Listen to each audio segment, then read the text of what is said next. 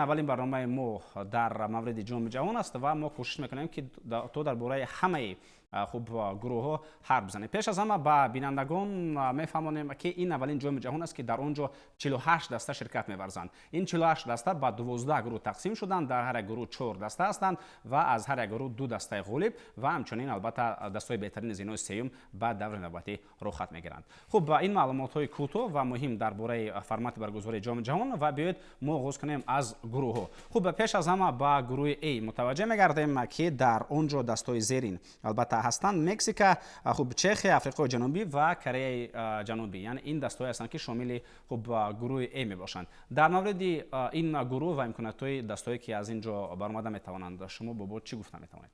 خب اولا البته با سهمی همه بیننده ها رسانیدنی هستیم که دوامی زیاده از یک ماه میتوانند فقط گوش خود را با مثلا بازی های مهم جام جهان کنند، خواه مرحله گروهی باشد خواه مرحله های حذفی مسابقه، بله به خوبی آماده باشند، چون که بازی ها ببینید از ساعت 12 شب 3 شب 5 صبح خب زمانی که برای ما موفق نیست برگزار میشوند. خب در مورد گروه ها چی میتوان گفت؟ البته ما میدونیم که شماره دسته خیلی هم زیاد هستند. ما اگر برای مثال گروه A رو تحلیل و بررسی کنیم قوای قریب همه دسته ها برابر هستند. شاید کمی مکزیک بهتر از حساب اون که میزبان هستند آنها، از حساب اون که یک فوتبال بسیار جسمانی رو بیشتر استفاده میکنند، شاید برتری هم دارند. ولی برای من خیلی و خیلی عجیب است این همین بازی اول مکزیک آفریقای جنوبی بعد از گذشت 16 سال باز همین دسته ها با هم روبرو میشوند. گل شابالالا در خاطرتون هست، اگر یک گل مثل شابالالا باشد باز هم جالبتر میشود. واقعا هم فکر میکنم در آغاز مسابقه بهترین بازی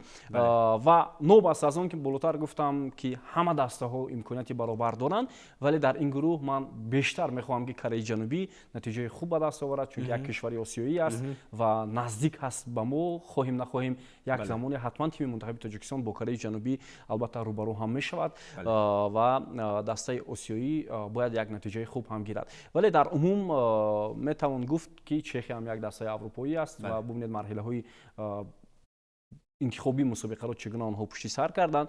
و اگر از من پرسید که تخمین شما برای از گروه برآمدن کدام تیم هاست، من فکر میکنم این مکزیک، کره جنوبی و در مورد دسته سوم شاید میانی آفریقا و چخیا یکی از اونها موفق شد. شاید یکی از این دسته بهتر در قطار دسته بهترین سوم جو گیرد. خب دوستان ارجمند، خود رسان کردن با مورد است که مکزیک اولین کشوری شد که بار سوم جام جهان را قبول میکند. تا این دم کشورهایی بودند که 2 مرتبه البته جام جهان را قبول کردند، ولی مکزیک یگانه کشوری است که اکنون 3 بار جام جهان را قبول میکند. در مجموع این چمپیونات جهان در 3 کشور برگزار میشود، در ایالات متحده آمریکا، در کانادا و در مکزیک. خب میگذاریم اکنون با گروه B که در اونجا ایمونبک دسته‌های زیرین هستند: بوسنیا، کانادا، قطر و شویتساریا. فکر کنم نشه شما در مورد این گروه؟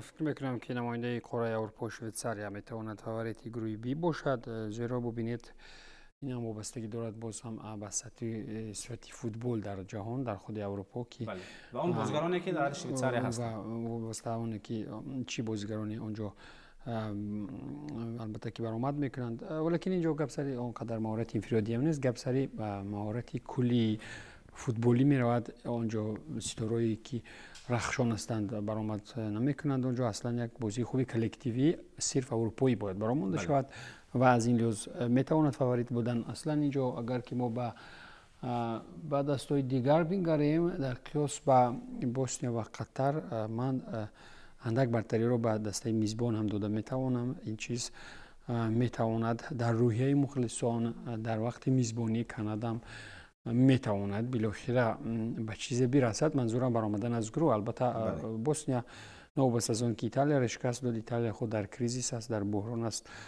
البته این تیم میتواند باز هم بازی سوم جام بحث کند. این هم ربط دارد باز با آنه که فوتبال آسیایی در کدام سطح قرار دارد. ما البته تو 5 دسته آسیایی را یک طرف میمونیم، بعدا قطر که در چمپیونات جهانی پارسال چگونه نتیجه نشان داده توانست. من باور ندارم که این قطر از آن قطری 4 سال پیش از این قطر یعنی که بهتر بوده میتواند. بله خب 100% و خودرسان کردن به مورد است که قطر یگانه میزبانی شد که 4 سال پیش از این البته در چمپیونات جهانی خانگی خود یگان بازی رو با پیروزی جنبست نکرد و این البته نتیجه خیلی ضعیف برای دست مذکور است و البته باز هم در این گروه چه می شود جام جهانی نشان خواهد داد. میگذاریم اکنون ما با گروه دیگر، این دوستان ارجمند گروه سی می باشد، گروهی که بازیاش جالب صورت میگیرند. اینجا برزیل است، یکی از فاوریتان، مراکش است که زینه چهارم رو در جام جهانی گرفته بود، دسته هایتی و منتخب شاتلندیا که حالا در آنجا اسکات مک‌تومینی رو با یک ست خیلی بلند هم برآوردند.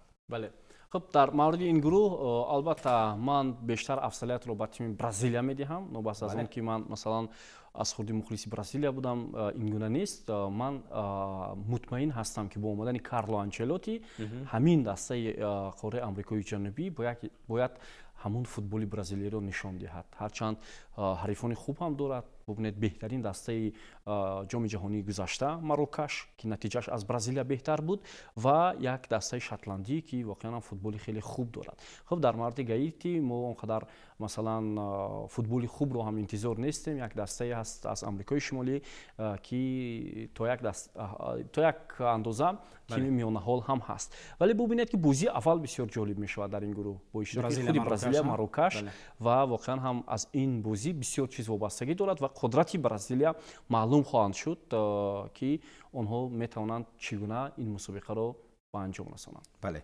خوب دوستان عزیز، کارلو آنچلوتی مربی خارجی است که در کشور برزیل یک کار فعالیت میکند و گفتن لازم است که در تاریخ جام‌های جهان یگان مربی خارجی با کشور جام جهان را نگرفته است. یعنی اون قهرمانایی که هستند همه متخصصان داخلی و از همان کشور بودند. خب اما کارلو آنچلوتی میتواند اولین متخصص شود که برزیل را باعث مربی خارجی و سرمربی خارجی از کشور ایتالیا قهرمان بگرداند. خب میگذاریم اکنون ما با گروه دیگر دوستان ارجمند. این البته گروه دی می باشد و اینجا ایالات متحده آمریکا، پاراگوای، استرالیا و ترکیه هستند. اینجا کمتر برابری احساس می شود. ببینید بازم فاکتور میزبانی را ما اگر یک طرف گذاریم، منتخب ترکیه با دسته جوانی خود آن استعدادی که می درخشند در توپ دسته‌های اروپایی، این چیز میتواند برای آنها یک عامل فاوریتی هم بخشیده تواند. ولی از جانب دیگر ما اگر که نماینده قاره آسیا را بیشتر باید که ترغیب کنیم و درباره شانس‌های آنها بهاگذاری کنیم، اینجا استرالیا میتواند برابری کردن با آمریکا و با پاراگوای، ولی من فکر نمیکنم که از ترکیه دیده آنها با یگان عامل ایلوگی زور برآمده توانند. اینجا من برتری را در گرفتن زینه اول به ترکیه خواهم داد از نگاه انفرادی خود. بعداً میتوانم گفتن که نماینده قاره آمریکای جنوبی که مشکل زیاد ایجاد میکنند برای دستا میتوانند در این راستا موفق باشند، ولی آمریکایی‌ها که هیچ وقت در وقتی برآمدن از گروه مشکل نداشتند، آمریکا در میزبانی هم به این مشکلات روبرو نخواهد شد. بله عموما امکانات‌های آمریکا که باعث میزبان در اینجا هست شما چگونه ارزیابی میکنید؟ تا کجا رفتن میتواند؟ اصلا هیئتی که هولو فعلا آمریکا دارد من فکر میکنم خیلی استعدادهای خوب هم دارد. سرکرده از کریستیان پولیشیچ، بعداً ببینید بازیگران دیگر مثلا از سری ایتالیا، بله فوتبالبازی دسته یوونتوس، ویستون مکنی که در این دسته بازی میکنه و چند نفر دیگر هیئت خیلی خوب دارد و گپ سر این است که آنها چگونه بازی میکنند این رو وقت نشون میدهد. آمریکا البته همیشه و تجربه زیادی اشتراک در جام‌های جهان دارد، اما نتیجه بلند به دست نآورده است و فکر میکنم اینجا طور ایمون گفت برای برآمدن از گروه آمریکا شاید هیچ مشکلی نکشد. اما در مورد ترکیه، این همون ترکیه سالهای 2002 رو به یاد میآورد که واقعا حمایت خیلی خوب داشت، اون وقت هم بازیگران جوان داشتن و این سال هم ببینید استعدادهاش در توپ کلوب‌های اروپا حتی بهترین بازیگران هستند. خود در خودی مثلا دسته یوونتوس کنان یلدیز، خود در دسته ریال مادرید آردا گولر، از برایتون از برایتون بله و همچنین فوتبالبازی دسته اینتر هاکان چالهانوغلو و در خودی بشکتاش و گالاتاسرای هم بازیگران بهترین تیم منتخب که این سال در لیگ چمپیون‌ها خود خیلی خوب نشان دادن. بله علاوه خصوص بازیگران گالاتاسرای که نشان دادن دو کناری منتخب ترکیه میتوانند خیلی و خیلی عالی باشند. خب بیاد اکنون ما میگذاریم به گروه دیگر. این هم البته گروه ای است دوستان عزیز. اینجا کشورهایی هستند که دارای تاریخ خوب در جام جهانی هستند، از جمله منتخب آلمان، کوراسائو، کۆت دی‌وار و اکوادور. اینجا هم دسته است که قهرمان جهان شده است و هم دسته است که اولین مرتبه با جام جهان رو خط گرفت. در مورد این گروه چه اندیشه دارید؟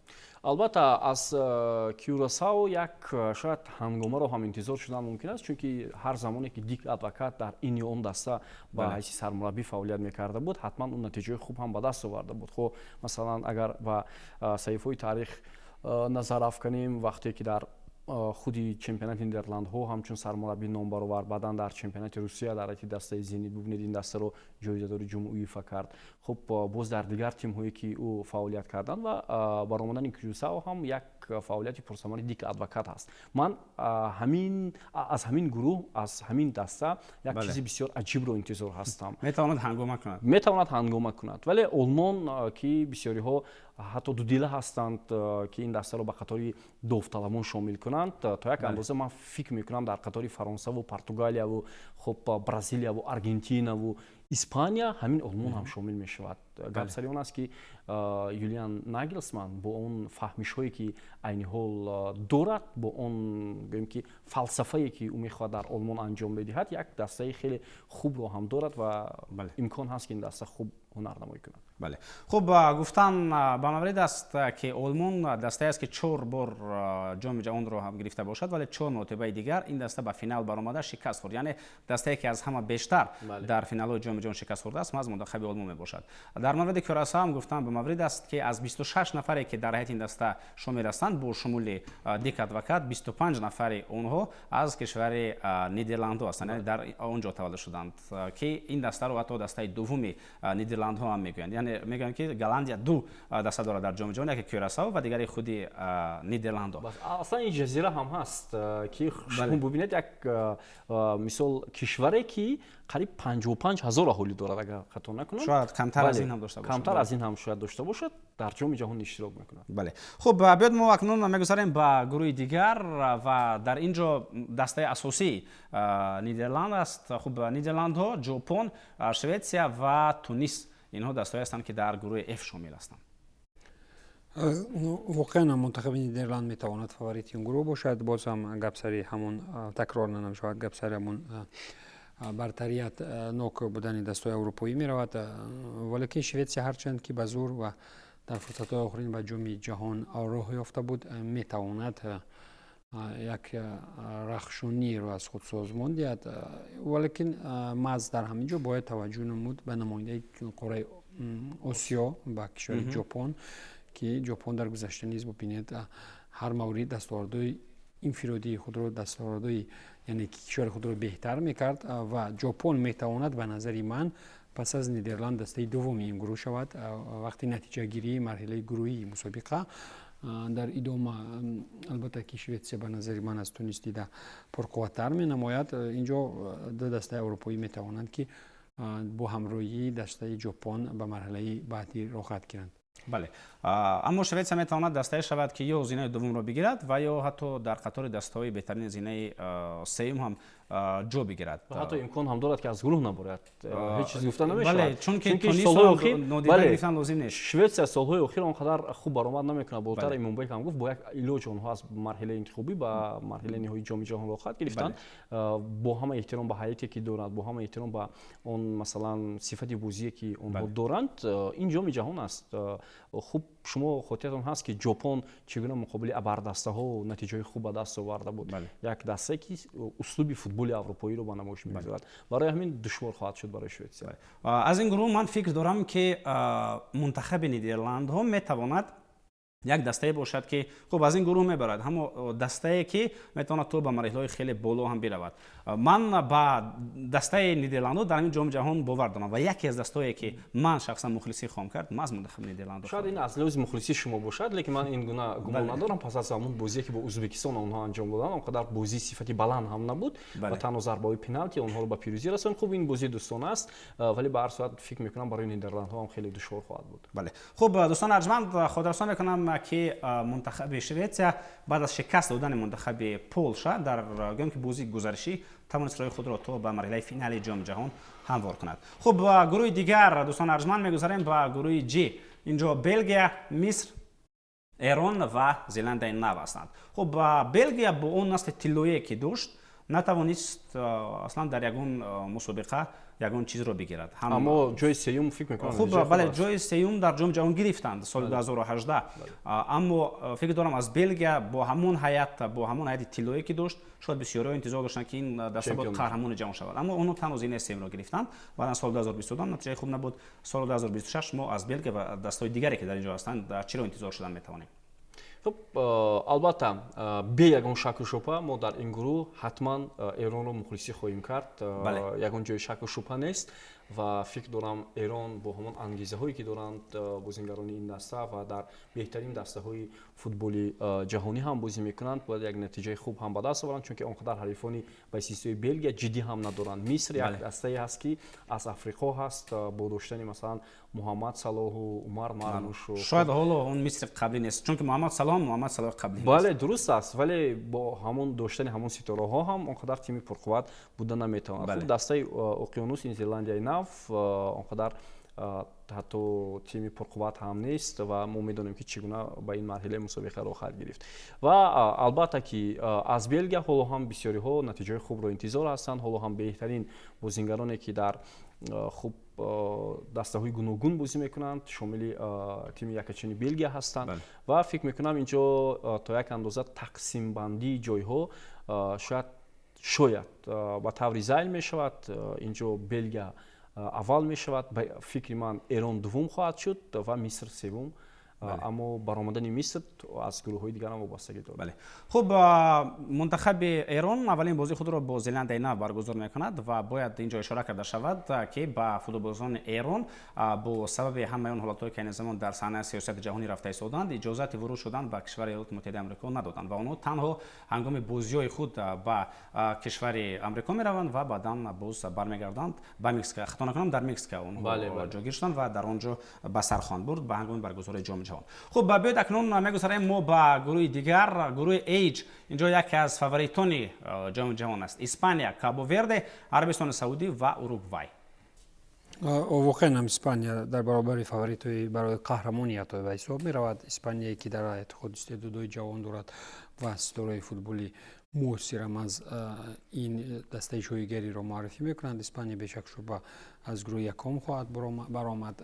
منتخب اوروگوای میتواند از پس اسپانیا در این گروه شود و البته که عربستان سعودی نماینده قاره ما باید که یگان راهی پیدا کرده است که باورده در این رقابت صرف گروهی گذشته تواند و هرچند که شماره دستای اشتراکچی پلی آف از قاره آسیا بیشتر شوند، این البته به نفع کار خواهد بود و آن خالها هم در آینده میتواند بر رفتی رشد فوتبال در آسیا و همچنین راحتگیری و تقسیم بندی راحت‌ها تاثیر خود را رسانده تواند. بله. خب اسپانیا اولین بازی خود را با کابوورده برگزار خواهد کرد و اوروگوای باشد با عربستان سعودی اندر میدان رقابت می‌گردند. خب درباره اسپانیا اشاره کردیم. اسپانیا که خب قهرمان اروپا هم شده بود. خب پیش از این البته اون نسل طلایی که دست داشت 2008 2010 2012 سه مسابقه خوب بزرگ را گرفت، یعنی توانست دو مرتبه قهرمان اروپا شود، یک بار جام جهان را به دست آورد و این جام البته که زیر رهبری دیلافوینته دسته مذکور بسیار بازی زیبا و جالب نشان داده ایستاده است. بازم میتواند در اینجا یکی از دستای شود که قهرمانی را به دست آورد. ولی یک چیز به من باوری نمیبخشد که من اسپانیا را فاوریت اساسی شمارم. حمله‌گری گویم خوبی ندارد که دسته اسپانیا. به هر صورت گلوز اگر ما به جام‌های جهان متوجه شویم، مثلا بودن حالت‌هایی که حتی با رهبری ویسنت دل بوسکه با رهبری مربیان دیگر اسپانیا بدون حمله‌گر بازی میکرد و مخصوصا سال 2010 وقتی در بعضی بازی‌ها اگر خاطرتون باشد حتی به حمله‌گر هم بازی کرد. بله سسک فابرگاس با حیث حمله‌گر بازی میکرد و آنها قهرمان جهان شدند. یا برای مثال سال 2012 البته بودن حمله‌گران دوید ویلیا، فرناندو تورس و دیگر بازیگران، ولی مربی از اینها کمتر استفاده میکرد و برای همین این یک همون چی میگن اسلوب فوتبال اسپانیا هست که اونها ببینید با همون سال‌های اخیر که حالا این چیز از بین رفته است، اسلوب تیکی تاکا بیشتر استفاده میکردن و این برای بسیار از دسته‌ها مشکلات زیاد ایجاد میکرد. از همین خاطر من فکر میکنم اسپانیا یک همون چی میگن یک چیزهای مخفی دارد که آنها را حتما در بازی ها دیدن ممکن است. بله این هم از احتمال دور نیست، اما به نظر من از اون زمانی که گویم فوتبال رو تماشا کردن شروع کردم همیشه یک حملهگر خوب اسپانی بود، یعنی راول، بعدن خوب دوید ویلیا و فرناندو تورس و دیگران که مرات حتی در جام جهانی و اروپا خود را خیلی خوب نشان میداد، ولی این زمان خوب شد اویارسابال از ریال سوسیداد تواند بازی خود نشان بدهد. بر صورت البته این را خواهیم دید، اما نداشتن یک حملهگر خوب تا اندازه ما را به آن وادار میکند که من اسپانیا را شاید حتی بعد از خوب فرانسه، پرتغالیا، انگلیا بعدا در زمینه چهارم فاوریت شمارم، اما این رو بازی و وقت نشان خواهد داد. خوب بیاد گذاریم اکنون به گروه دیگر که اینجا فرانسه است، سنگال، عراق و نروژ. فرانسه 2018 قهرمان جهان شد، 2022 در فینال واقعا تاریخی با منتخب ارژانتین آنها به میدان رقابت وارد شدند، 3-3 بعدا در پنالتی مغلوب گردیدند.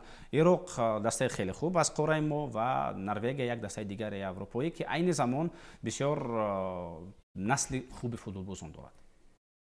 ایمان بک اینجا فرانسه را میتوان فاوریت اصلی شمرید و البته که سنگال نماینده قاره اروپا و تیم پرقوت میتواند بعد از فرانسه جای گیرد، ولیکن در میان عراق و نروژ بازی بین این دست و جلبت خصوصا را در میان خواهد گذاشت. عراق که پس از سالیان نیز توانست که به جام جهانی رخصت بگیرد، ولی من فکر میکنم که برتری اندک را نروژ خواهد داشت از حساب بازیگرانی که دارد. ببینید نروژ اگر که اون دروازه‌بان خود را هم شامل تیم میکرد باز هم پرقوت‌تر میشد. خاکین را در نظر داریم. بله اونجا ببینید اینجا گپ سر ارلینگ هالند میرود، مارتین ادیگار و بازیگران دیگری که در صفحه منتخب نروژ برآمد میکنند. نروژ من فکر میکنم دسته خواهند بود که تو جایی میتوانند جامعه فوتبال را در حیات گذارند. این دسته قدرتی بزرگ را هم دارد، البته من منظورم قهرمان شوی نیست، ولیکن اینها میتوانند مرحله هرچی طولانی تری را پس سر کنند. ولی به هر صورت فراموش کردن لازم نیست از همین گروه من فرانسه را در نظر دارم که شاید حیاتی از همه قوی دارد. از نگاه حیات یگان دسته مثل فرانسه در این جام جهان نیست و اگر ما اون فوتبالبازانی که تو دعوت نشدند اونها رو بگیریم و به جام جهان وارد کنیم از یک طرف، از دسته بی‌طرف گویم یک دسته نیترال، شاید اونها از گروه حتی برآمده توانند، چون فرانسه از نگاه حیات در یک نقطه میدان، در یک موقع میدان سه فوتبالباز یک سطح و عالی دارد. آلمان هم سال 2018 بهترین حیات داشت ولی اونها عموما از گروه نبرآمدند. برای همین حالا داشتن حیات قوی نه همیشه معنی رو دارد که دسته میتواند قهرمان شود. از نگاه باشگاه پی اس جی میتواند تصدیق واقعی همین گفته باشد. خب بیاد ما گذاریم به گروه دیگر دوستان عزیز و در این گروه دسته است که با فرانسه در فینال بازی کرد و قهرمان جهان شد. آرژانتین دوستان عزیز با مسی در گروه جی هستند، الجزایر، استرالیا و اردن. اردن اینجا دبیوت میکند در این مرتبه به جام جهان رفت. اینجا باید آرژانتین رو یک طرف گذاشت و دسته دیگر رو یک طرف. بله آرژانتین کلان سطحی دیگر است. واقعا هم الجزایر، استرالیا، اردن خب سطح ها گوناگون هستند. مثلا آرژانتین این سطح بلندترین فوتبال گوییم خطا نمیشه. اونها قهرمان فعلی هستند، اونها بهترین هیئت بازیگران رو دارند.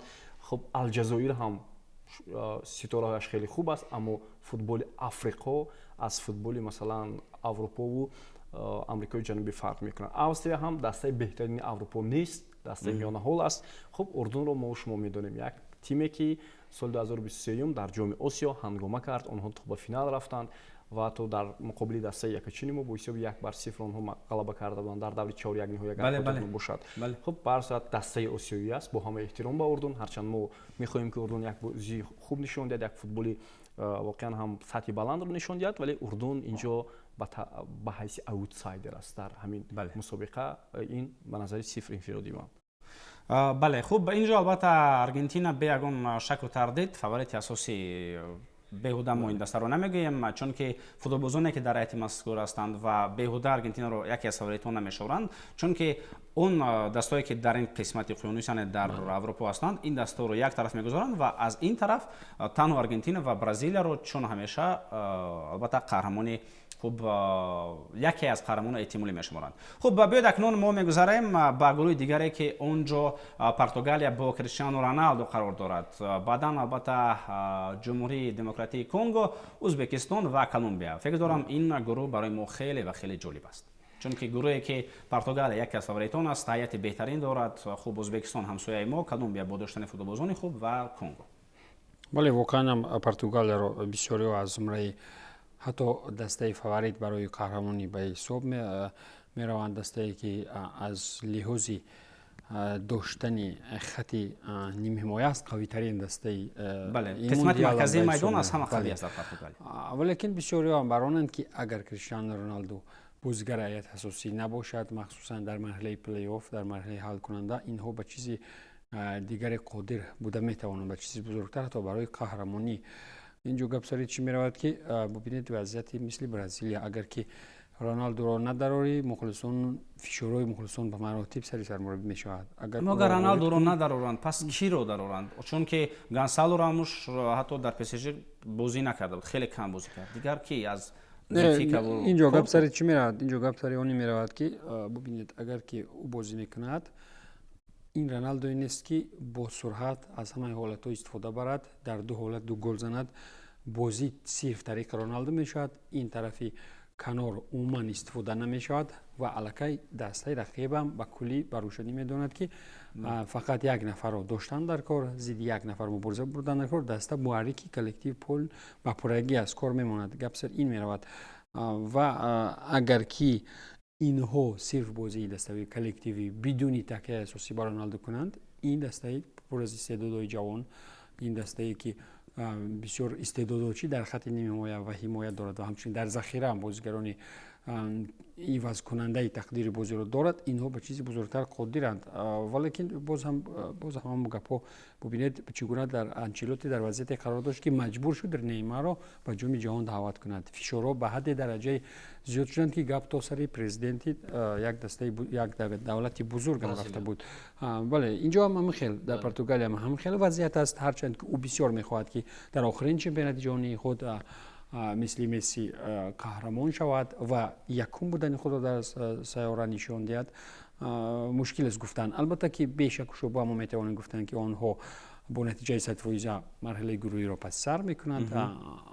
Баъдан чизи суоли асосӣ ва интрига маҳз дар марҳилаи плей-офф сар мешавад ки Португалия бо ки ба майдон меояд. Шавре ки чанде пеш агар Sky Sports ҳам навишт ки Роналду розӣ шудааст ки дар марҳилаи муҳими ин чемпионат чун бозигари эҳтиётӣ бошад. То куҷо ин гапҳо дуруст мебаранд ё на, мо хоҳем фаҳмид. Дар марҳилаи дигар бошад, бубинед Колумбия албатта ки бояд ки дар зинаи дуввум қарор гирифта бошад. Инҷо дигар Ҷумҳурии Демократии Конго, бубинед намояндаи қораи Африқо, бо кулли эҳтиром ба кишвари ҳамсояи мо ки аввалин дебют худро дар ин чемпионат баргузор мекунад, ман фикр мекунам Ҷумҳурии Демократии Конго зуру тавонаш мерасад ки тавонад зинаи сеюмро ишғол намояд. Хуб, биёед Узбекистонро, ҳамсояи моро, мо чӣ гуна баҳо бидиҳем? Дастаи мазкур дар ҷоми ҷаҳон метавонад яке аз сенсатсия, яке аз ҳангомаҳои асосӣ бошад? Хуб, бубинед, мо аслан бояд ба ҳамин саҳмияҳои ки ФИФА дод барои баъзе кишварҳо ки орзуи худро амалӣ кардан, аз ҷумла Узбекистон. Хуб, бо ҳама эҳтиром аз футболи Осиё 5-6 даста арзанда аст ки дар ҷоми ҷаҳон бозӣ кунад. Бо ҳама эҳтиром ба Узбекистон дар қатори онҳо ҳаст? Не.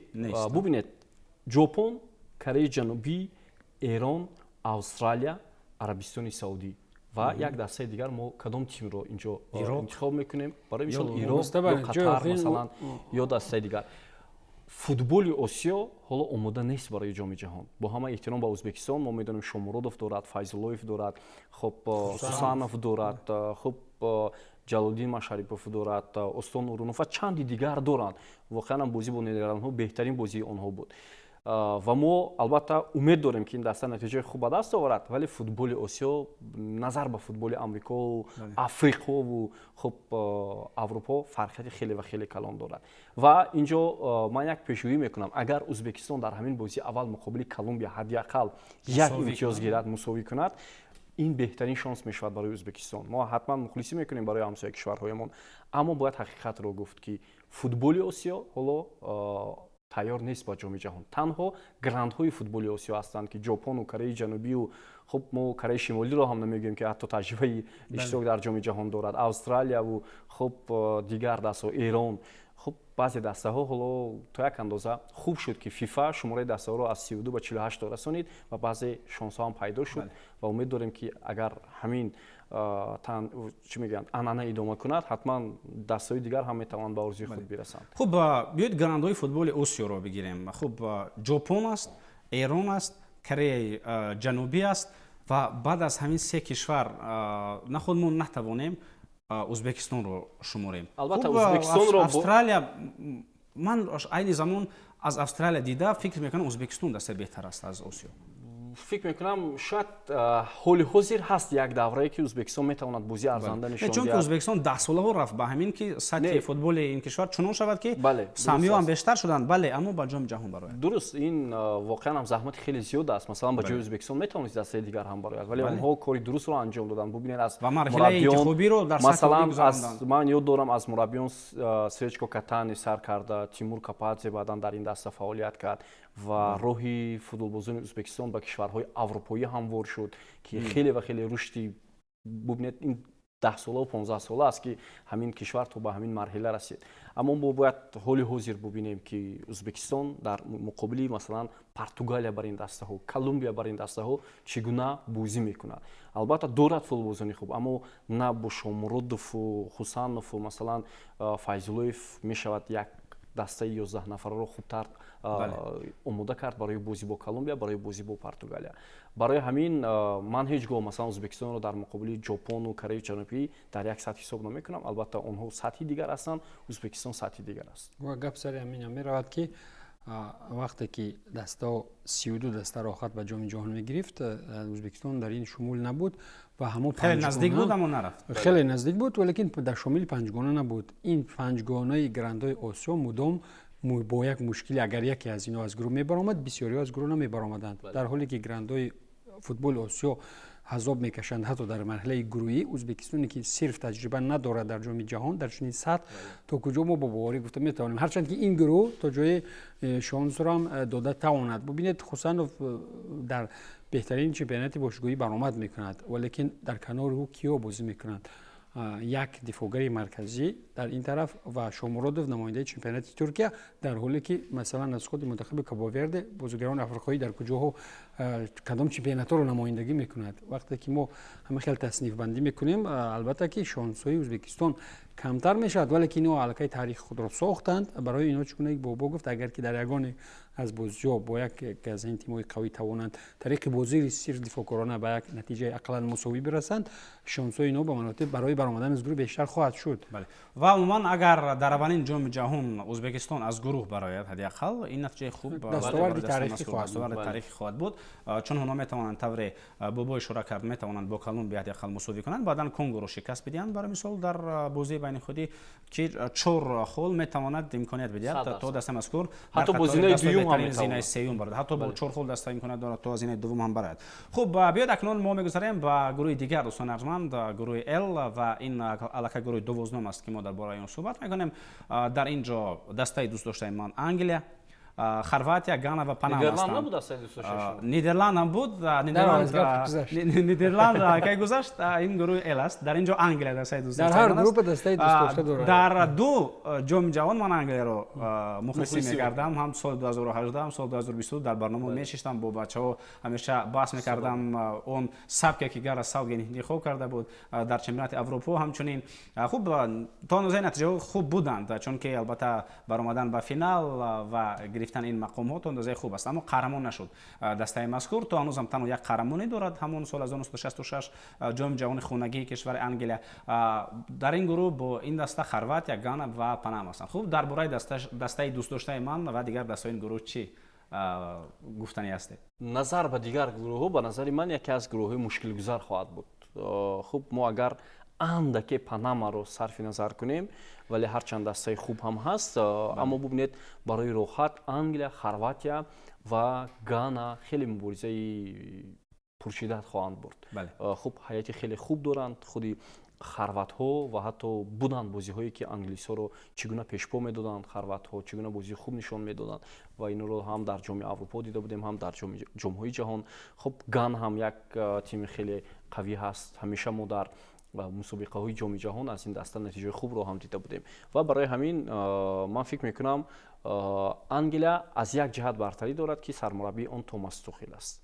мураббии олмонӣ, мураббиёни олмонӣ воқеан ҳам як иқтидори хеле ва хеле баланд доранд ва фикр мекунам даъвати Томас Тухел ҳам, Саутгейт ҳам масалан натиҷаи хуб дошт. даъвати ӯ ҳам он аст ки бояд натиҷаи баландтар нишон диҳанд англисҳо, чунки ҳама медонад ки ватани футбол аст.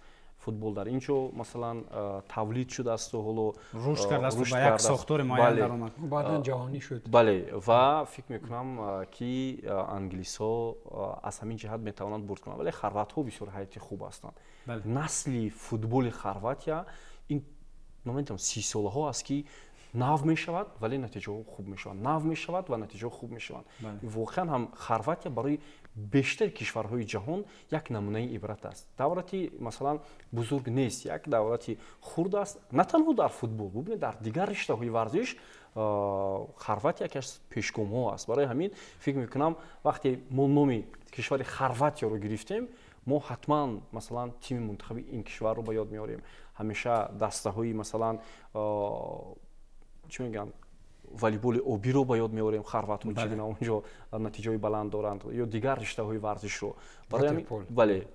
барои ҳамин Хорватия ман фикр дорам дар ин гурӯҳ яке аз дастаҳое аст ки зинаи аввалро ишғол мекунад, англисҳо дуввум ва зинаи севум шояд Гана ба даври дигар рух хоҳад гирад. ман фикри куллан баръаксро дорам. бибинед Хорватия ягона чизе ки дар ин чемпионати ҷаҳон дорад ин таҷриба аз мундиалҳои пешин ва ҳамон финале ки дар соли 2018 буд. бибинед дар Хорватия мисли чемпионати Белгия вазъият аст. инҷо ивазшавии наслҳо мушоҳида мешавад. он нафароне ки буданд натиҷа мисли Манҷукич, мисли Модрич дар даври ҷавонии худ, дар даври дурахшонии худ натиҷа ки медоданд, ҳозир вазъият дигар аст. бибинед бо Матанович аз Фрайбург, бо Батурина аз Комо, ҳарчанд ки бо истеъдоди ҷавон аст, бо дарвозабон Ливакович ки солҳои зиёд боз он Ливаковичи солҳои пешин нест. бо инҳо ман фикр мекунам ки Хорватия як марҳилаи гузариширо пас сар мекунад. инҷо таҷриба барояшон дасти кӯмак метавонад дароз кунад. дар инҷо фаворити 100% дар гурӯҳ Англия хоҳад буд. Англия бевосита якум ҷо мегирад. дар идома ҳатто ман фикр мекунам Гана ҳам метавонад аз Хорватия пеш гузарад. вобаста ба он омилҳое ки ман ишора кардам, барои баргаштан ба ҳамон сатҳи бузурги худ барои Хорватия зарур аст ки як марҳилаи 5 солаи дигарро пас сар кунад, то ки ин ҷавонон ба порагӣ ҷои он бо истеъдодҳо, он собиқадорон, он чеҳраҳои исторае ки буданд, онҳоро ба порагӣ гиранд. айни ҳол ин хел вазъият аст ки онҷо гуфтан душвор аст ки Хорватия метавонад ба чизи бузургтар бирасад. дар идома албатта Панама, чӣ тавре бобом ишора кард, инҳо метавонанд ба он ифтихор кунанд ки маротибаи дуюм дар ҷоми ҷаҳон иштирок мекунанд ва агар ки ягон мусовӣ ҳам кунанд барояшон дастоварди бузургтар хоҳад буд. It's coming home агар ки бо автобуси Саутгейт нашуд, бози тамоман дигари Тухел ҳам агар нашавад, мо ва англисҳо ҳамчунин мухлисоне ки масалан гулрӯз дӯстдорони футболи Англия ва мунтахаби Англия бевосита метавонанд 2066 ё ягон 2000 соли дигарро интизор шаванд. валекин боварӣ ҳаст. ман гувоҳи дил ё ба қавли интуитсия ҳамин аст ки Англия метавонад дар баробари Фаронсаву Испанияу Португалия аз он дастое шавад ки барои қаҳрамонӣ мубориза барад. умуман мо имкониятҳои Англияро дар баробари он дастаҳои дигаре ки ҳайати қавӣ доранд ва фаворити шуморда мешаванд чанд фоиз гуфта метавонем? чӣ қадар имконият дорад Англия аз гурӯҳ баромадан? Не, барои аз гурӯҳ баромадан мушкиле нест барои ин даста, барои қаҳрамон шудан. ҳоло душвор, хеле душвор аст. ман фикр мекунам масалан назари шахсии ман ки масалан бисёриҳо ҳам ҳамин гуна андеша доранд. Аргентина, Бразилия, хоб Фаронса, Португалия, Испания, Олмон хуб боз инҷо кадом дастаҳо метавонанд Бразилия хуб гуфтем Бразилия гуфтем ва шояд баъд аз ҳаминҳо Англия шомил мешавад. ҳафтум шуд ку бале баъд аз ҳаминҳо ман метавонам Англияро шомил кунам ба қатори дастаҳое ки афзалияти бештар доранд барои унвони қаҳрамонӣ. барои ман дар чоргонаи беҳтаринҳо барои қаҳрамонӣ ба ҳисоб меравад. 80% имкониятро бароиш ҷасурона ба тариқи назари инфиродӣ хоҳанд пешгӯӣ кард. фаронса испания воқеан ду дастаи аввал хоҳанд буд. дар баробари ин ду дастаи дигарие ки ҳастанд барои қаҳрамонии Нав Англия ва Португалия. ман албатта ба Англия бовар дорам. ба мисли 2018 ва 2022 дар соли 2026 ам бозам ман ба Англия бовар хоҳам кард. инҷо ба Испания аллакай гуфтам барои чи ман бовар надорам бо надоштани як ҳамлагари хеле хуб. ба Португалия бисёр ҳайати қавӣ дорад, вале ман дар хатти дифоъ футболбозонеро намебинам ки тавонанд бозии хубро нишон диҳанд. Хуб Рубен Диаш аст, хуб майлаш. дар баробари Рубен Диаш бозигарон аз Бенфика ҳастанд, бозигарон аз Порту ҳастанд. Нуно Мендеш дар канор аст. ман дифоъгарони марказиро дар назар дорам. бале Нуно Мендеш 100% бозигари хуб аст дар канори чап. аммо барои бисёре аз футболбозон ин бозии охирин ва чемпионати охирин ҷоми ҷаҳони охирин аст, аз ҷумла барои ҳамин ду нафар, барои Лионел Месси ва барои Криштиану Роналду. бале воқеан ҳам мо акнун як давраи гӯем ки охирини ин ду нобиғаи футболро мебинем. барои ҳамин ман орзу дорам ки ин ду даста дар финал бозӣ кунанд, дар финали ҷоми ҷаҳон. ин воқеан ҳам беҳтарин хоҳад буд. онҷо метавонад ин хел шавад ки дар давраи чоракниҳои ин даставо бо ҳам рӯбарӯ мешаванд. хуб ба ҳар сурат фикр мекунам ин ду нафар бояд ҳадяқал бо як натиҷае фаъолияти худро дар дастаи якачин ба анҷом расонанд ки ҳамеша дар ёду ҳуши мухлисон 50 солаҳо ин хел шавад ки Португалия ва хуб Аргентина дар финал бошанд, финали урзо хоҳад буд, вале мутасофона дар ин ҷом намешавад. ин албатта аз эҳтимол дур аст.